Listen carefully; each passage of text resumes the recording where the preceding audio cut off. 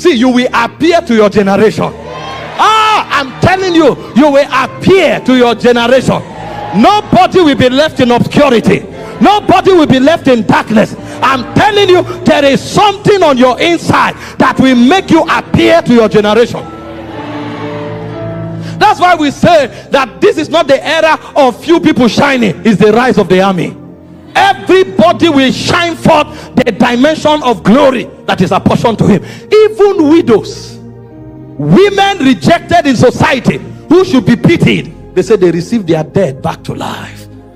There's an economy that is upon us that insists that nobody will be a victim and no grave can hold you captive.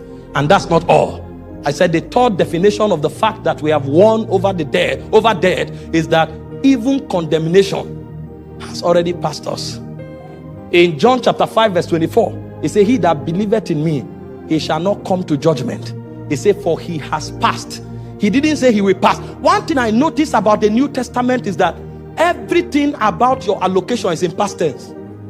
So you are not trying to get it. It has been done. Your job is to know it and keep it. He has passed from death to life. And when John was carried to heaven to see the truth of judgment, he saw it, that everybody whose name is in the book of life was not cast into the lake of fire. So indeed what Jesus said was true.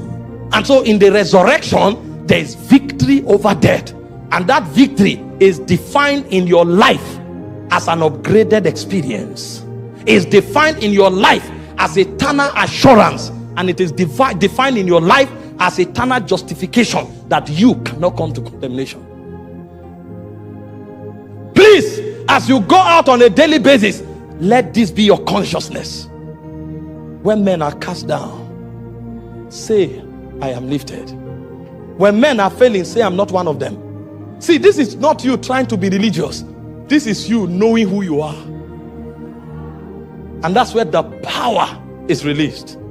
Number two, talking about the effect of the resurrection. I said the resurrection gives us absolute authority over the devil. The devil is no longer a prayer point. We don't pray out demons, we cast them out. The battle has been fought. The victory has been handed. In Colossians 2:14, he said, having spoiled principalities and power. Jesus actually defeated the devil before he rose from the dead. That needed to be the first thing to be done. Having spoiled principalities and powers, he said he made a public show of them, triumphing over them by the cross. And so when he took that power, I told us he didn't need the power. He's the creator of the ends of the earth. The power he took was for you to be reinstated to authority. And when Pastor Dele showed up, he spoke about reconfiguration of the realm. Because when man fell, see, man was actually created a dominion. And if you study the ranking system of heaven, there is the Christ, then there are thrones, then there are dominions, then there are principalities, then there are powers. Colossians 1:15 and 16. That's the ranking of heaven. We were created as dominions. A dominion is a prince that is given authority over a territory. That's why the heavens belong to God, but the earth he gave to the sons of men. Because if we are dominions, we must have a territory to exercise government. He said, let them have dominion. Genesis 1:28. That's how we were created. Now, a throne is a dominion that after his assignment is considered faithful. So he said, if you are faithful in 5 cities, you will be given 10 cities. He told the disciples, you will sit with me on 12 thrones, judging the 12 tribes of Israel. So the position of a throne in the spirit is vacant until the dispensation is over, so that those who are overcomers are handed thrones based on their faithfulness. But before the end, all of us have authority to function as dominions. And because of that authority, we have the right to exercise government over our jurisdiction. But when the man fell, he descended from the height of a dominion and he became a servant. There's an abomination upon the face of the earth that princes are trekking. Why beggars, demons that are supposed to be beggars, disembodied beings, that have no jurisdiction are now riding on horses, because there was an exchange of power. So much so that when Daniel was praying, a prince that had risen to the rank of a dominion went and was intercepting his prayer in the heavenlies. That's where Daniel was supposed to be functioning. But because man is falling, government has changed hands. But when Jesus came, he said, having spoiled principalities and powers, he made a public show of them, triumphing over them by the cross. And in Ephesians chapter 4 verse 19, 1 verse 19, he said he made him to be seated far above principalities and powers, and above dominions, and above every name that is named. And in Ephesians 2:6, it says you are seated with him.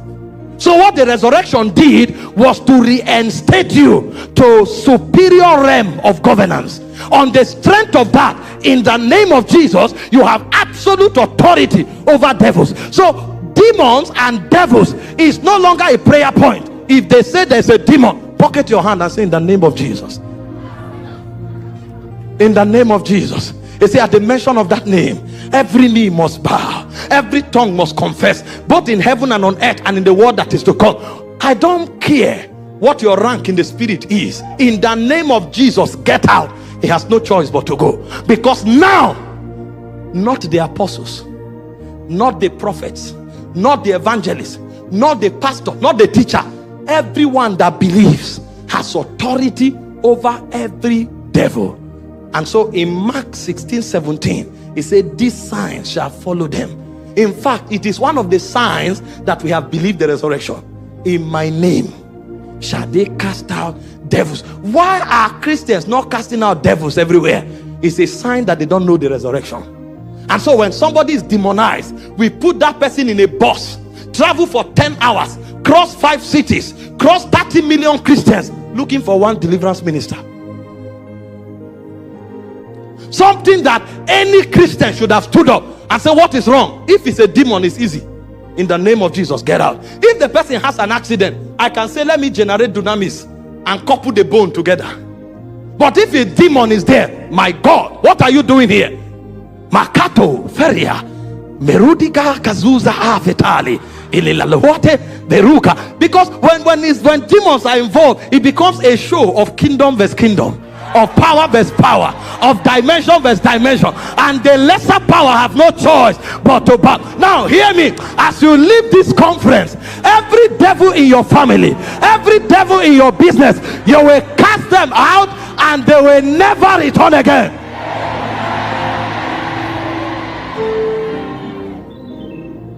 Dominion. Listen, we are beings of dominion. We are beings of power. Not because of our fasting, not because of our prayers, because when he resurrected, all power in heaven and on earth has been given to me. You go in that power. So I went with power. I was commissioned with power. I was sent with power. Power to exercise absolute government over devils.